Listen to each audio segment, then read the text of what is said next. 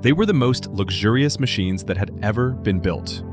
Floating palaces of marble, gold, and glass. Some of them the largest moving objects on Earth. And the 5 ships on this list all share one thing. Every single one of them ended at the bottom of the sea or on its side in the mud. This is the story of the greatest luxury ocean liners ever built and the disasters that destroyed them. If you love stories where staggering wealth runs straight into a sudden, brutal ending, you are going to want to stay to the last one. Tap the like button so more people find this, and let's get into it. We have to start with the most famous ship in history, the Titanic. She was sold to the world as the ship that could not sink. A British liner of over 46,000 tons, nearly 883 feet long. She cost about £1.5 million to build, something like $190 million in today's money.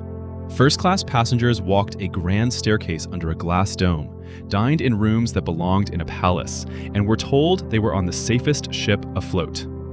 4 days into her maiden voyage, she struck an iceberg in the North Atlantic, and the unsinkable ship sank in 2 hours and 40 minutes. Of the roughly 2,200 people on board, about 1,500 died in the freezing water, many of them because there were never enough lifeboats. The Titanic didn't just sink. She ended the entire idea that human engineering had beaten the ocean. Next is a ship that was, for a time, the largest in the world, the Lusitania. She was Cunard's pride, a fast, elegant liner built to rule the Atlantic, 31,550 tons of British luxury. Then the First World War came, and still, she kept sailing the Atlantic. Off the south coast of Ireland, a German submarine, U-20, put a single torpedo into her side. Then a second explosion tore through the ship from within. The largest liner in the world rolled over and sank in just 18 minutes. There was barely time to launch the boats. Of the 1,960 people aboard, 1,197 died, and 128 of them were American. That one attack did something the ship's owners never intended. It helped pull the United States toward joining the war. And if you're enjoying this so far, drop a comment with which of these ships you'd heard of before this video. I read them all. Now, the next one hits differently because you already know her family. Because the Titanic had a sister, a bigger sister, the Britannic. She was the third and largest of the famous Olympic-class liners, over 48,000 tons, bigger than the Titanic herself. She was meant to be the safest, most refined ship her builders had ever made. But she was born into a war. Before she ever carried a single paying passenger in luxury, she was painted white and turned into a hospital ship. And in the Aegean Sea, near the Greek island of Kea, she struck a mine. The largest of the 3 sisters sank in under an hour. But here is the twist. Because of everything learned from the Titanic, this time there were enough lifeboats and enough drills. Of the more than 1,000 people on board, only 30 lost their lives. The sister ship built in a shadow became the one that got the ending right. Real quick, if you're the kind of person who finds these stories fascinating, this is exactly what this channel does every week. The fortunes, the secrets, and the spectacular failures of the ultra-rich and the ambitious. Subscribing is free, and it's the one thing that actually helps us keep making these. All right, back to it. Our 4th ship traded speed for pure beauty, the Andrea Doria. She was an Italian liner of about 29,100 tons. She was never the biggest or the fastest. She was built to be the most beautiful ship on the ocean. People called her a floating art gallery, filled with murals and tapestries, with 3 outdoor swimming pools on her decks.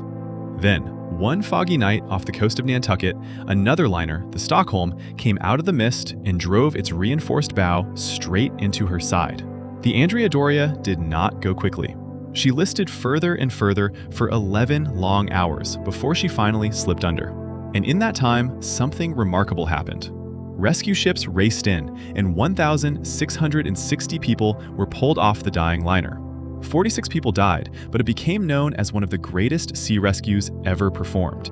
And that brings us to the last ship, and honestly, the saddest one of all, because she wasn't killed by an iceberg, a torpedo, or a mine.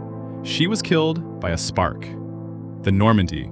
She was the most expensive ocean liner ever built up to that point, about $60 million, a sum so huge the French government had to step in and pay for most of her. She was the largest ship in the world, and the fastest. She took the blue Riband, the record for the quickest Atlantic crossing, on her very first voyage. She was a floating Art Deco palace, the pride of a nation.